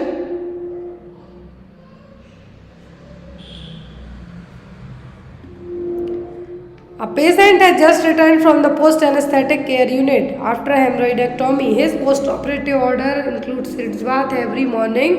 Nurse understands that sitz bath is necessary for. Easy सा क्वेश्चन है। हेमरॉइडेक्टोमी हुई है, हेमरॉइड की सर्जरी की गई है, पर्सन को सिट्ज बाथ डॉक्टर ने क्या किया है? पोस्ट ऑपरेटिव ऑर्डर में कंसीडर किया है। मॉर्निंग टू मॉर्निंग क्या करना है? सिट्ज बाथ करना है। तो इसका मेन काम क्या है? Relieve the tension, promote healing, या फिर रिड्यूस्ड पेन, या फिर none of the above. Sitz bath क्यों दी जाती है? पेरिनियल एरिया में यदि कुछ भी कट लगे हुए हैं या फिर कुछ सर्जरी वगैरह हुई है तो उसको हील करने के लिए। किसके लिए? हील करने के लिए, इन्फेक्शन से प्रिवेंट करने के लिए, ताकि क्लीनिंग भी प्रॉपर होती रहे। तो यहाँ पर यदि हेमरॉइड की सर्जरी की गई है तो जो सिट्ज बाथ का मेन एम होगा हीलिंग को प्रमोट करना। क्या है? हीलिंग को प्रमोट करना। Next is in India death has to be registered within how many days. तो भारत में डेथ कितने दिनों के अंदर रजिस्टर की जाती है? 3, 7, 21 या फिर 14। तो according to birth and death registration act 1969, 1969 में जो birth and death registration act आया था, उसके जो इंडिया में डेथ है और जन्म और मृत्यु दोनों के लिए 21 दिनों का टाइम दिया जाता है। कितना? 21 दिनों का टाइम है जो यूज़ किया जाता है। विद इन 21 डेज के डेथ और बर्थ दोनों चीज़ों को क्या किया जाता है? रजिस्टर किया जाता है। Next is which of the following immunoglobulin will be high in a person with an allergy. यदि किसी पर्सन को एलर्जी हुई है तो कौन सी इम्यूनोग्लोबुलिन है सबसे हाई रहेगी? IgE, IgM, IgA या फिर IgG। तो यदि किसी पर्सन को एलर्जी हुई है तो जो सबसे ज़्यादा इम्यूनोग्लोबुलिन हाई होती है होगा इम्यूनोग्लोबुलिन ई। एनाफ्लेक्टिक रिएक्शन हुआ है तब भी इम्यूनोग्लोबुलिन ई। सर्दी खांसी हुई है आपको, मतलब कि किसी भी तरीके की एलर्जी होती है तब कौन सा इम्यूनोग्लोबुलिन एक्टिवेट रहेगा और हाई रहेगा, वो होगा इम्यूनोग्लोबुलिन ई। यदि आपको हाइपर सेंसिटिविटी रिएक्शन भी पता करना है तो आप जो इम्यूनोग्लोबुलिन टेस्ट कराते हैं वो होता है IgE, मतलब 200 से ज़्यादा जा रहा है इम्यूनोग्लोबुलिन ई का लेवल, मतलब आपको किसी न किसी चीज़ से एलर्जी है। अब यहाँ पर IgG जो कि लार्जेस्ट नंबर में रहेगा, प्लेसेंटा को ओनली क्रॉस करने वाला इम्यूनोग्लोबुलिन है IgG। और क्रोनिक इन्फेक्शन, यदि आपको लॉन्ग टर्म का इन्फेक्शन होता है तब IgG एक्टिवेट होगा। याद रखें, क्रोनिक इन्फेक्शन में IgG प्रेजेंट होगा, लार्जेस्ट नंबर में होगा 75%। प्लेसेंटा को ओनली इम्यूनोग्लोबुलिन जी ही क्रॉस कर सकता है। फिर आता है IgM जो कि largest in size, evident in size पूछे IgM, नंबरिंग में पूछे तो IgG। एक्यूट इन्फेक्शन मतलब शॉर्ट टर्म के लिए कोई भी इन्फेक्शन होता है तो IgM है जो एक्टिवेट रहेगा। IgE एलर्जिक और हाइपर सेंसिटिविटी रिएक्शन में होगा। इम्यूनोग्लोबुलिन ए रहता है ब्रेस्ट मिल्क में, म्यूकोसा में, ब्लड में, आंसुओं में। फिर यहाँ पर IgDA एक डिफरेंस क्रिएट करेगा बी लिम्फोसाइट के बीच में। तो यहाँ पर मेनली ये चार ही आते हैं, GMEA क्या है, या तो आप इसका नाम गेम के नाम से याद रख सकते हैं GAME या फिर GMEA। G मतलब सबसे ज़्यादा नंबर, M मतलब साइज बड़ी, E मतलब एलर्जी में, हाइपर सेंसिटिविटी में, A मतलब यहाँ पर माँ के दूध में रहेगा, ये म्यूकस में रहेगा, ब्लड में रहेगा। Next is red cross society was founded by. Red cross society की स्थापना किसने की थी? हेनरी डोनाल्ड ने, हेनरी साइकिल, रोनाल्ड रॉस या फिर हेनरी फोर्ड ने। रेड क्रॉस सोसाइटी की स्थापना की थी हेनरी डोनाल्ड ने 1920 में। कब? 1920 में हेनरी डोनाल्ड ने। Next is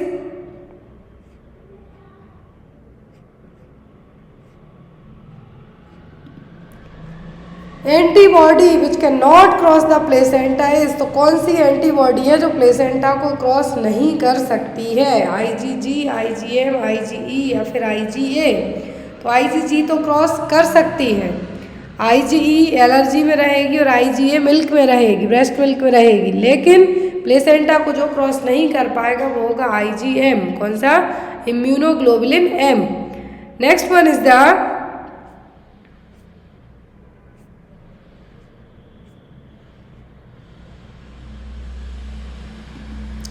पैगेट्स disease is characterised by. तो पैगेट्स डिसीज का यहाँ पर कौन सा साइन है? हाइपोकैल्सेमिया, हाइपरकैलेमिया, हाइपरकैल्सेमिया या फिर नन ऑफ द अबव। तो पैगेट्स डिसीज में क्या होगा? कैल्शियम का लेवल आपके ब्लड सीरम में बढ़ेगा। क्या होगा? कैल्शियम का लेवल बढ़ेगा। तो ये किसके कारण होगी हाइपरकैल्सेमिया के कारण। PDB Paget disease of the bone, जिसमें आपकी एक या फिर ज़्यादा बोन्स अफेक्ट होंगी, असिम्प्टोमेटिक रहेगा, मतलब कुछ दिनों तक तो आपको अंतर ही समझ में नहीं आएगा, लेकिन यहाँ पर आपकी बोन्स क्या करेंगी? आपके ब्लड सीरम में जो ज़्यादा कैल्शियम है उसको एब्जॉर्ब करने का काम करेंगी। क्या करेंगी? बोन में रीअब्जॉर्प्शन होगा, एक्सेसिव रीअब्जॉर्प्शन होगा, मतलब ज़्यादा कैल्शियम आपके सीरम से खींच के अपने बोन में डिपॉजिट करेंगे। जब ज़्यादा कैल्शियम होगा तो आपको कुछ ना कुछ प्रॉब्लम तो ज़रूर होगी, तो वो क्या कहलाएगी यहाँ पे?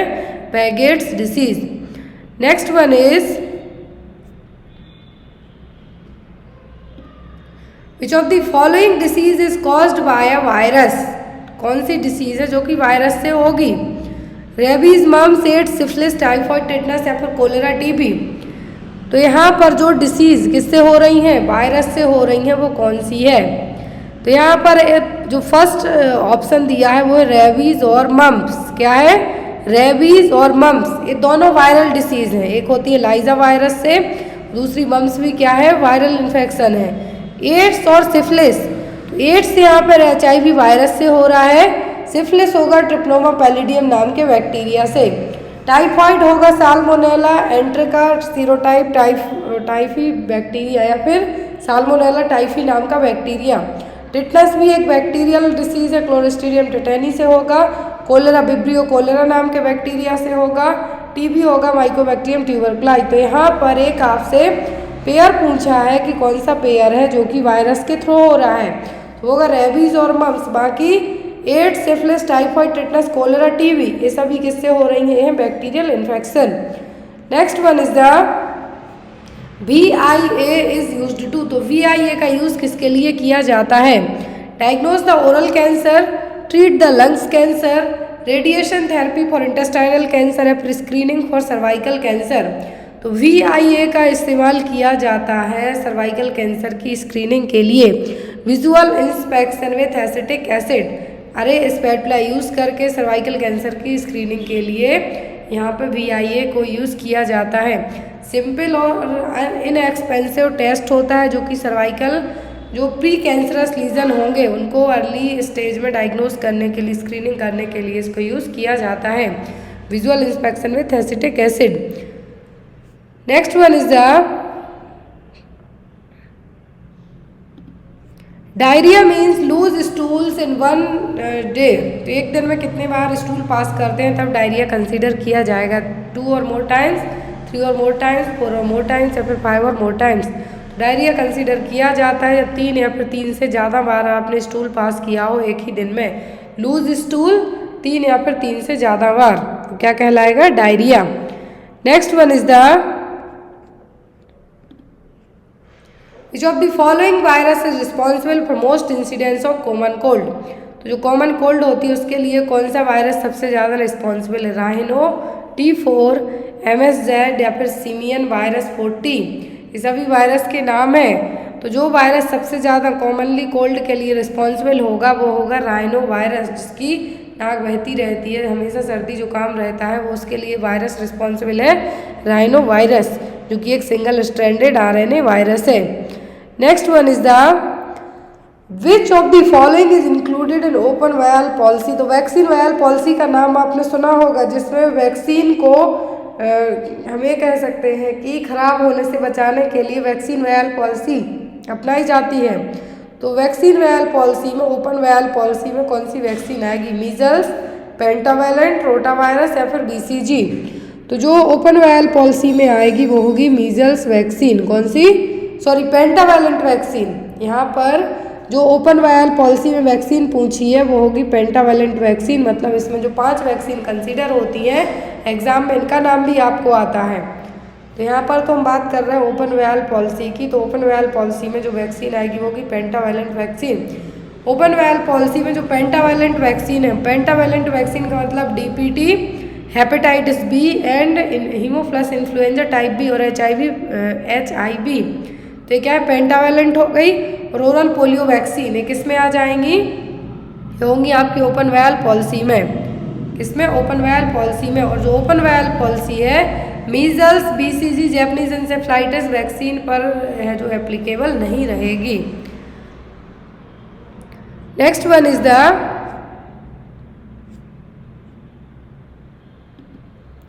In India which one is the following is the first referral unit? तो पहली फर्स्ट रेफरल यूनिट क्या है? Sub centre, primary health centre, community health centre या रीजनल हॉस्पिटल?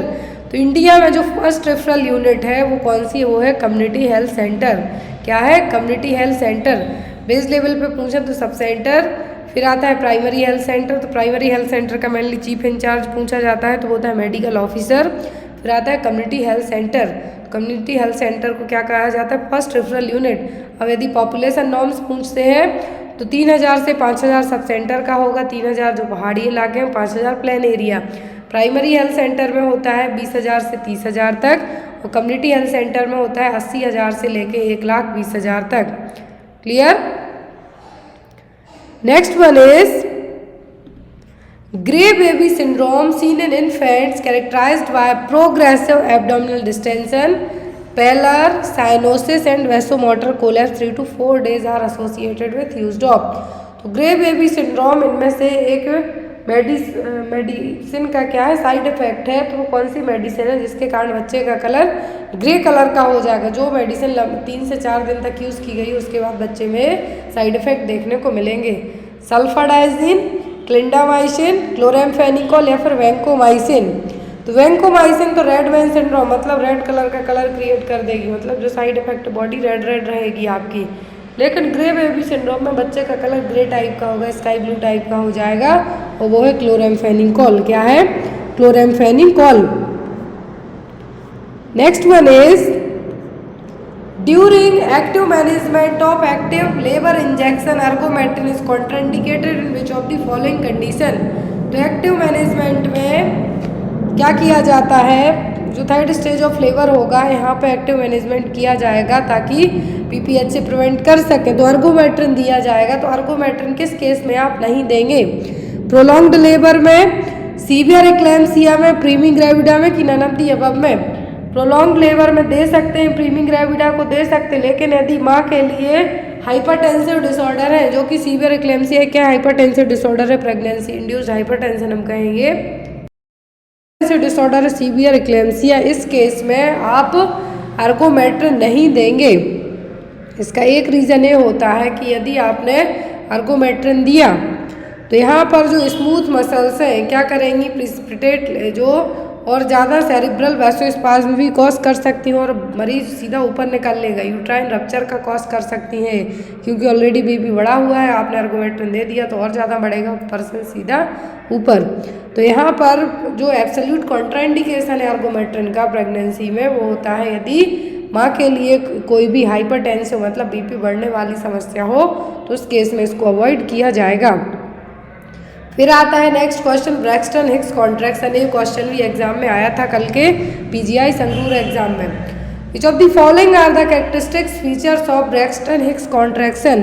तो इनमें से ब्रैक्सटन हिक्स कॉन्ट्रैक्शन के फीचर्स क्या हैं, regular, infrequent and painless, rhythmic frequent and painless, non rhythmic intermittent and painful, या फिर रेगुलर कंटिन्यूस एंड पेनफुल। तो ब्रैक्सटन हिक्स कॉन्ट्रैक्शन क्या है, ब्रैक्सटन हिक्स कॉन्ट्रैक्शन में जो यूट्राइन कॉन्ट्रैक्शन आते हैं तो रेगुलर होते हैं, पेनलेस होंगे मतलब दर्द नहीं होगा, और इनफ्रिक्वेंट रहेंगे। तो ये क्या है, ब्रैक्सटन हिक्स कॉन्ट्रैक्शन, इनको हम फॉल्स लेबर पेन भी कह सकते हैं, और ये जनरली आपको थर्ड ट्राइमेस्टर में ही फील होना स्टार्ट हो जाते हैं। और जो ट्रू लेबर पेन होते हैं, जिनको हम ट्रू लेबर पेन कहेंगे, मतलब सही में लेबर पेन आ रहा है, रेगुलर रहेंगे, प्रोग्रेसिव होंगे, लॉन्गर होंगे, स्ट्रॉन्गर होंगे, आप लेट जाओ बैठ जाओ खा पी लो कुछ भी में ठीक नहीं होंगे। लेकिन ब्रैक्सटन हिक्स कॉन्ट्रैक्शन, इसको हम फॉल्स लेबर भी कह सकते हैं, जिसमें आपको सीधा बस एब्डोमेन में सामने की तरफ दर्द होगा, लेट जाएंगे तो ये ठीक हो जाएगा, कुछ खा लेंगे तो ठीक हो जाएगा। Next one is the name the condition in which the gravid uterus excites aortocaval compression when the pregnant mother lies on her back। तो यहाँ पर प्रेग्नेंट मदर को कहा जाता है कि आप लेफ्ट साइड जो लेटिए, तो लेफ्ट साइड करवट करके लेटिए। तो यदि ग्रेविड यूट्रस में यदि एक्सर्शन पड़ता है, आप प्रेग्नेंट मदर सीधे जाके लाई डाउन हो जाए, लेट जाए, तो ये क्या होगा, supine hypotension syndrome, foetal compression, superior vena cava या लेफ्ट आर्टरियल कंप्रेशन। तो ग्रेविड यूट्रस मतलब प्रेगनेंसी में आप जाके सीधा स्ट्रेट लेट जाते हैं तो जो कंप्रेशन फील होगा वो कहलाएगा सुपाइन हाइपोटेंशन सिंड्रोम। क्या होगा, सुपाइन हाइपोटेंशन सिंड्रोम। इसीलिए प्रेगनेंसी में कहा जाता है कि माँ कैसे लेटे, लेफ्ट साइड करवट करके लेटे, क्योंकि जितने भी जो वाइटल ऑर्गन्स होते हैं बेबी के वो क्या रहेंगे, कंप्रेस नहीं होंगे, वो माँ को भी ब्लड प्रेशर की स्पेशली बीपी लो होने की प्रॉब्लम फील नहीं होगी। Next is Bandl's ring is also termed as Bandl's का टर्म यूज किया गया है, pathologic retraction ring, physiologic retraction ring, constriction ring या फिर कॉन्ट्रैक्शन रिंग। तो जो बंडल्स रिंग है इनके लिए पैथोलॉजिकल यूटेराइन रिट्रैक्शन रिंग भी कहा जाता है। क्या है, pathological retraction ring.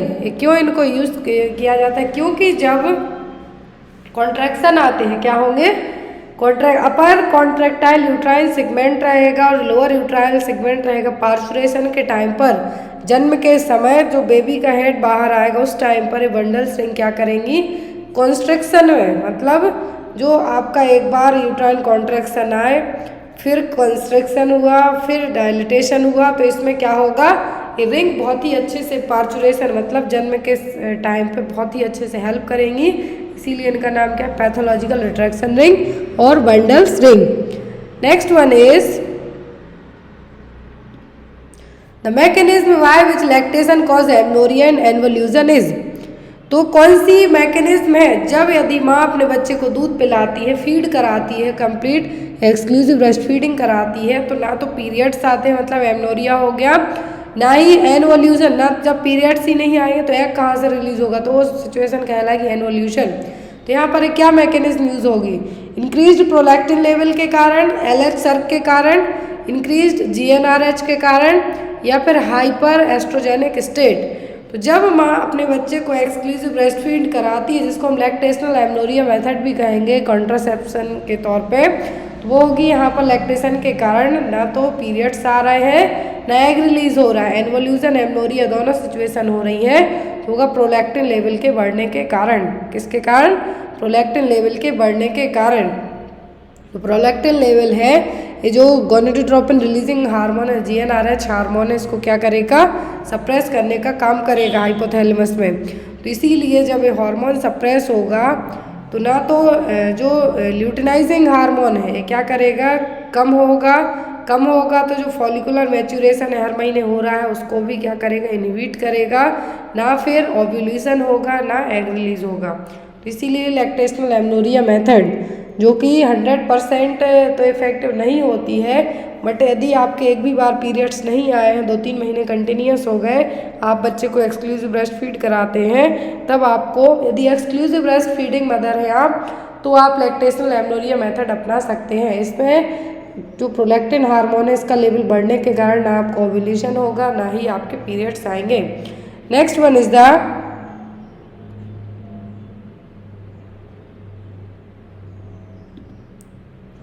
Immediately after delivery the lower uterine segment. तो डिलीवरी के तुरंत बाद क्या है, डिलीवरी के तुरंत बाद लोअर यूटेराइन सेगमेंट कैसा होगा, become firm and elastic, progressive unfolds from above downward, hypertrophies and elongates, become a thin flabby and collapsed structure.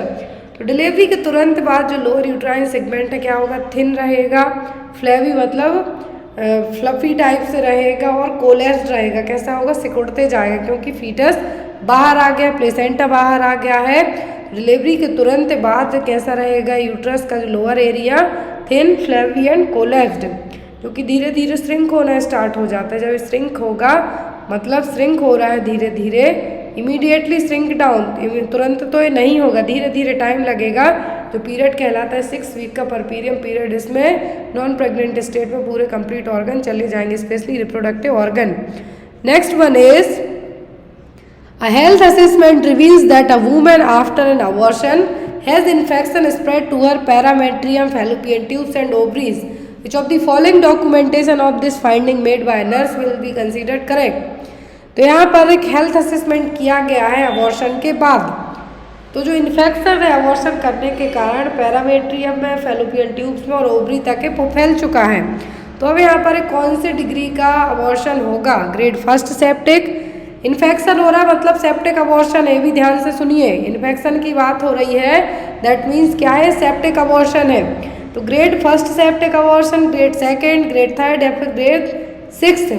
तो कौन से ग्रेड का अबॉर्शन हुआ है यहाँ पे, जब इन्फेक्शन फैलना स्टार्ट हो गया है अबॉर्शन के बाद, जिसमें पैरामेट्रियम, फैलोपियन ट्यूब्स और ओवरी क्या है, इन्वॉल्व हो गई हैं, तो ये कहलाएगा ग्रेड 2 सेप्टिक अबॉर्शन। क्या है, grade 2 septic abortion.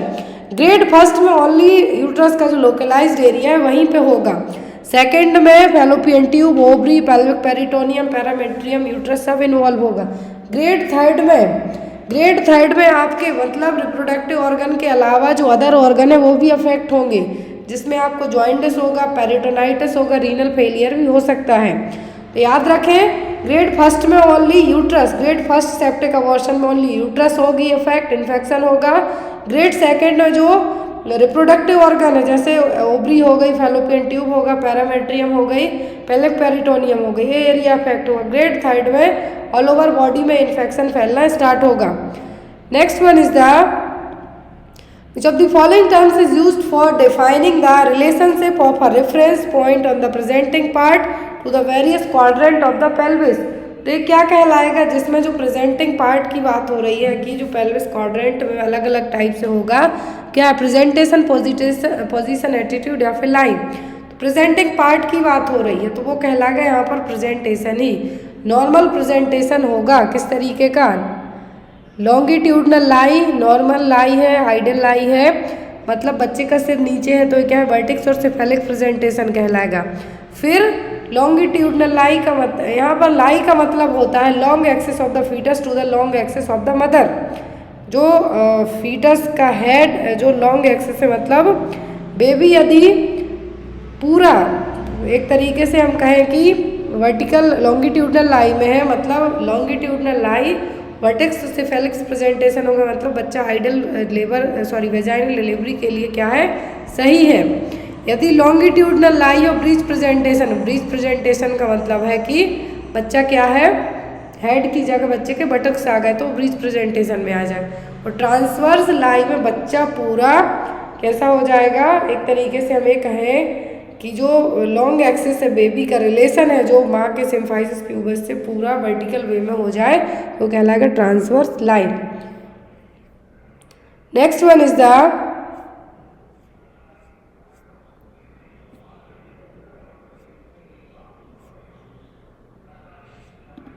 Late down reflex is known as. तो लेट डाउन रिफ्लेक्स को और क्या कहा जाता है, sucking reflex, milk ejection, rooting या फिर milk secreting. Let down reflex का मतलब होगा यहाँ पर मिल्क इजेक्शन रिफ्लेक्स, क्योंकि इसके लिए लेट डाउन के लिए कौन रिस्पॉन्सिबल है, ऑक्सीटोसिन हार्मोन। ऑक्सीटोसिन हार्मोन क्या करेगा, मिल्क को एक्सक्रीट करने का काम करेगा, और जो प्रोलैक्टिन है मिल्क के सीक्रेशन और बनाने के लिए काम करेगा, प्रोडक्शन के लिए काम करेगा। Next one is the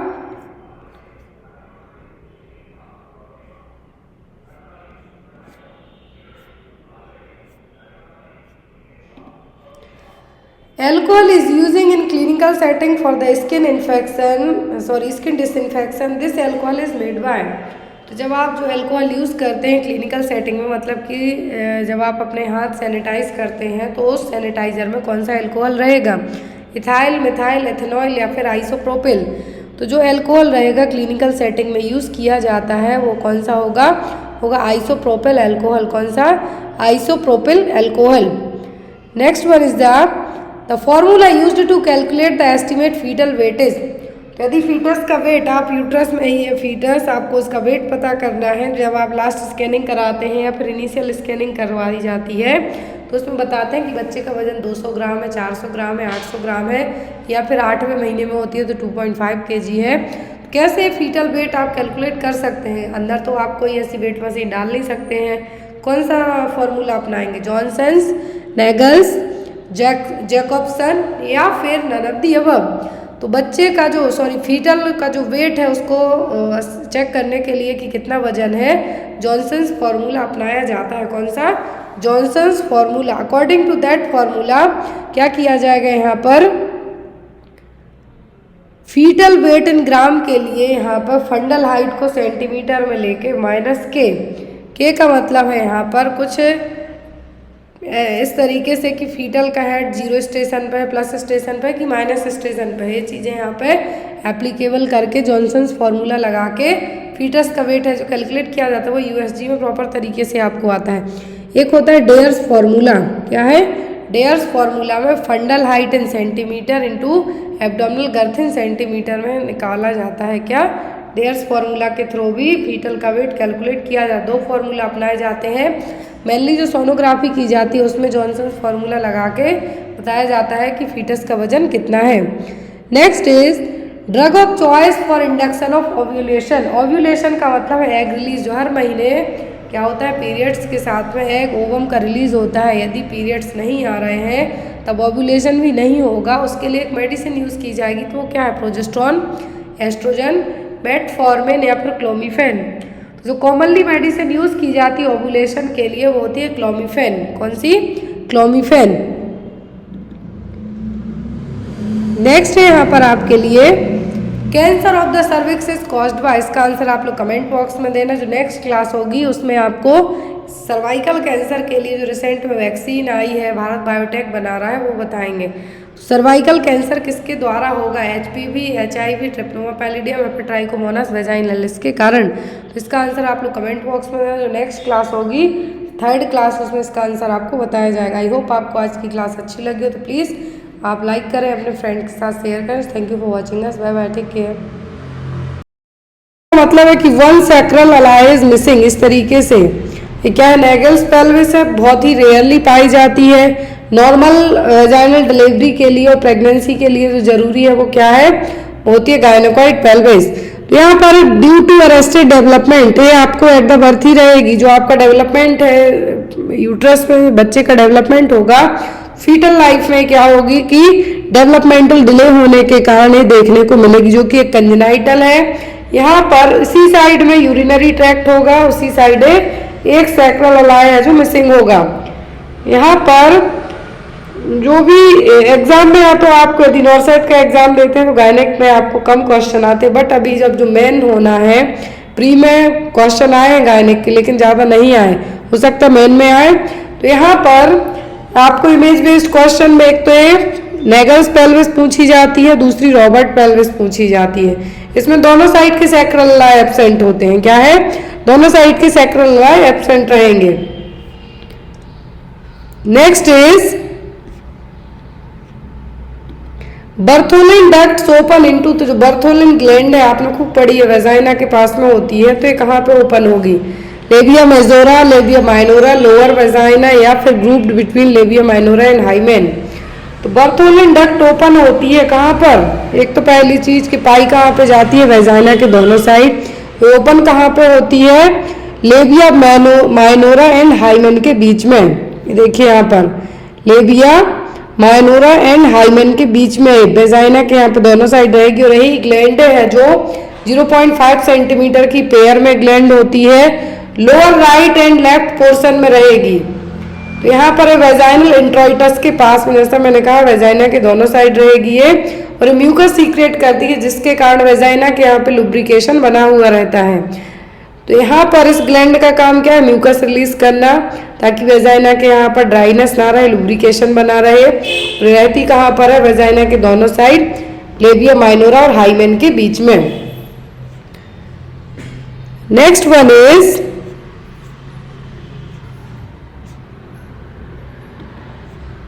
which vaccine stored at the freezer compartment of refrigerator. Refrigerator में फ्रीजर कंपार्टमेंट में कौन सी वैक्सीन स्टोर की जाती है, ओपीवी, बीसीजी, एमएमआर या फिर मीजल्स। तो यहाँ पर फ्रीजर कंपार्टमेंट में वैक्सीन की बात की जा रही है, तो वो ओपीवी और जो मीजल्स दोनों बहुत ज़्यादा हीट सेंसिटिव वैक्सीन है। लेकिन ओपीवी यदि पूछे कि हीट सेंसिटिव वैक्सीन, तो क्या ओरल पोलियो वैक्सीन सबसे ज़्यादा हीट सेंसिटिव कौन है, ओपीवी। तो ओपीवी और मीजल्स क्या हीट सेंसिटिव है, इनको heat and can be frozen without harm. लेकिन ओपीवी सबसे ज्यादा हीट सेंसिटिव है, live vaccine, live attenuated vaccine है, इसको फ्रीजर कंपार्ट में ही रखा जाता है। और ओपीवी के लिए बीबीएम वैक्सीन वायल मॉनिटर है जो कॉमनली यूज किया जाता है। क्लियर है।